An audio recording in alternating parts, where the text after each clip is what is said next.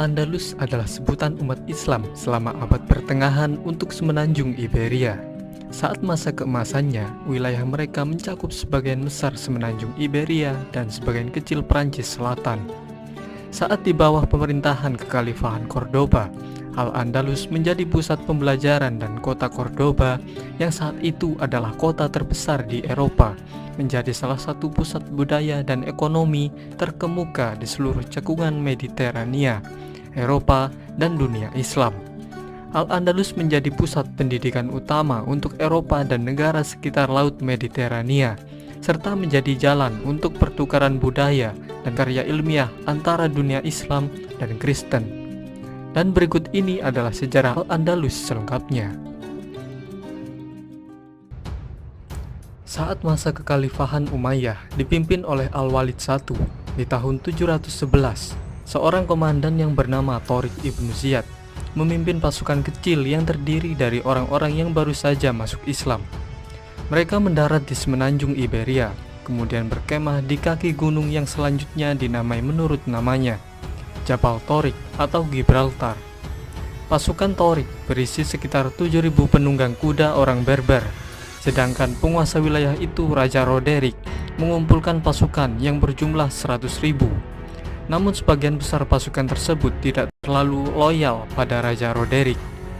Singkat cerita, Tariq akhirnya bisa memenangkan pertempuran yang menentukan ketika Roderick dikalahkan dan dibunuh pada tanggal 19 Juli di pertempuran Guadalete.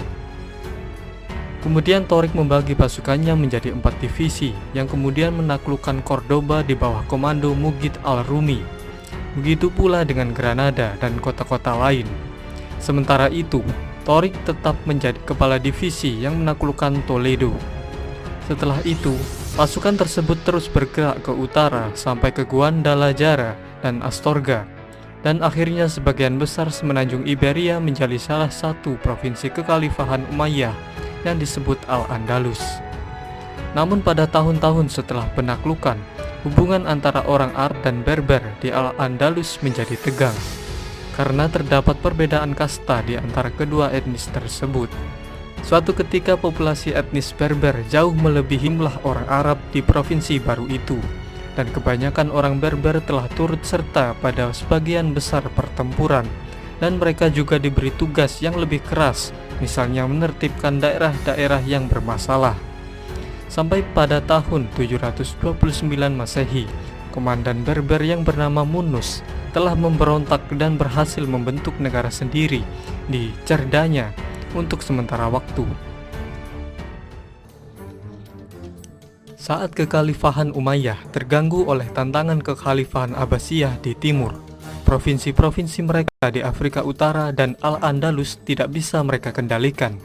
Sampai akhirnya sekitar tahun 745 Masehi, klan Fihriz merebut kekuasaan pada provinsi-provinsi Kekhalifahan Umayyah di Afrika Utara dan Al-Andalus.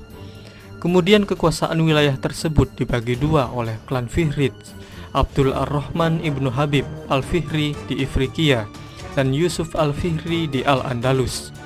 Klan Fihriz bersukacita dengan runtuhnya Bani Umayyah di timur, dan mereka melakukan perundingan dengan Bani Abbasiyah dengan harapan mereka akan tetap diizinkan melanjutkan pemerintahan otonom mereka.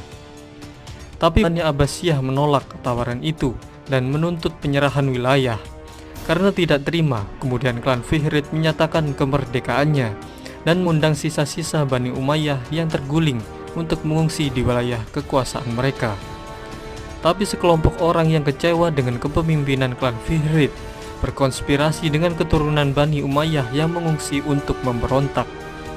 Lalu di tahun 756 Masehi, pangeran dari Bani Umayyah yang bernama Abdul Ar-Rahman I menggulingkan Yusuf al-Fihri dan menyatakan dirinya sebagai emir dari Cordoba.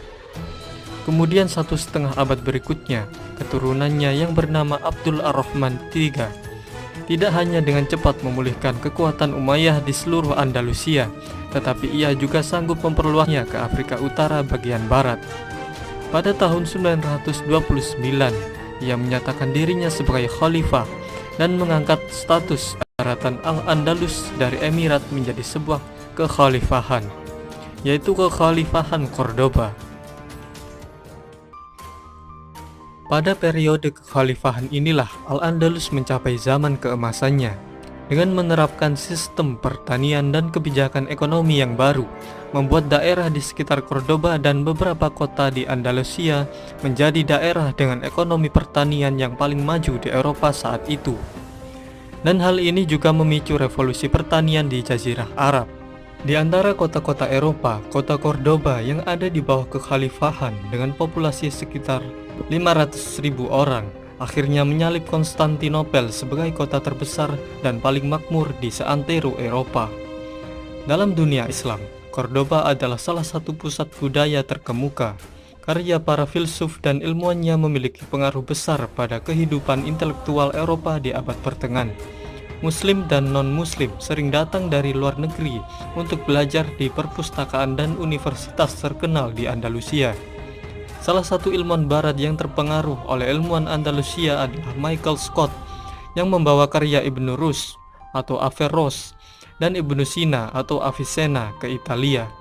Peralihan gagasan ini tetap menjadi salah satu yang terbesar dalam sejarah dan secara signifikan mempengaruhi pembentukan periode Renaissance di Eropa.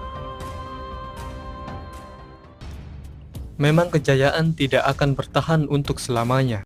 Kini tibalah saat kekhalifahan Cordoba runtuh ketika terjadi perang sipil antara tahun 1009 dan 1013. Pada tahun yang sulit itu, kekhalifahan Cordoba diinvasi bangsa Berber, sehingga Cordoba menjadi pecah. Mereka juga membantai penduduknya, menjarah kota, dan membakar kompleks istana. Dan di tahun 1031, Al-Andalus pecah menjadi sejumlah negara-negara kecil dan negara besar yang berpengaruh disebut Taifas. Setelah tahun 1031, Taifas terlalu lemah untuk mempertahankan diri dari serangan dan tuntutan upeti dari negara-negara Kristen di utara dan barat, yang dikenal oleh umat Islam sebagai bangsa Galicia. Akhirnya beberapa negara-negara pecahan kekhalifahan Cordoba itu ditaklukkan oleh bangsa Galicia, sehingga para raja Taifah yang masih merdeka mencari bantuan ke bangsa Berber di Afrika Utara, tapi mereka dicaplok juga oleh bangsa Berber.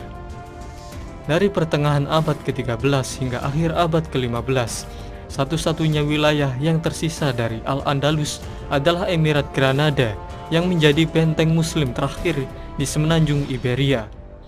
Emirat ini didirikan oleh Muhammad ibnu Al-Ahmar pada tahun 1230 dan diperintah oleh dinasti Nasrid, dinasti yang paling lama memerintah dalam sejarah Al-Andalus.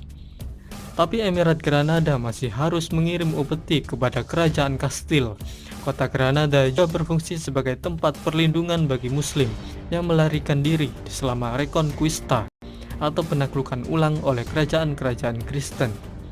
Saat itu Granada menerima banyak muslim yang diusir dari daerah-daerah yang dikuasai Kristen, sehingga mereka memperbesar kota, bahkan sampai menjadi salah satu kota yang terbesar di Eropa sepanjang abad ke-15 dalam hal populasi. Pada tahun 1469, pernikahan Ferdinand dari Aragon dan Isabella dari Kastil menjadi tanda kalau Emirat Granada akan runtuh. Karena raja dan ratu itu meyakinkan Paus Sixtus IV untuk menyatakan perang kepada Granada sebagai perang salib. Lalu serangan pun dilancarkan, sampai akhirnya pada tanggal 2 Januari tahun 1492, setelah pengepungan yang panjang, Sultan terakhir dari Emirat Granada, Muhammad XII, menyerahkan kota beserta seluruh isinya. Kini umat Islam yang bermukim di kerajaan Kastil berjumlah 500 juta. Namun setelah musim gugur, 100.000 orang telah meninggal atau diperbudak, 200.000 orang beremigrasi, dan 200.000 orang tetap sebagai masyarakat minoritas. Banyak elit muslim termasuk Muhammad XII telah diberi area Gunungan Alpujarras sebagai kerajaan. Di tahun itu, kaum muslim di Granada masih diizinkan untuk terus mempraktikkan agama mereka. Tapi di tahun 1502, Raja-Raja Katolik memaksa semua muslim yang hidup di bawah kekuasaan Kastilia berpindah agama. Kemudian keturunan muslim menjadi sasaran pengusiran dari Spanyol antara tahun 1609 dan 1614. Akhirnya sekitar tahun 1727, setelah terjadinya tragedi penuntutan massal, Islam asli dianggap telah padam di Spanyol.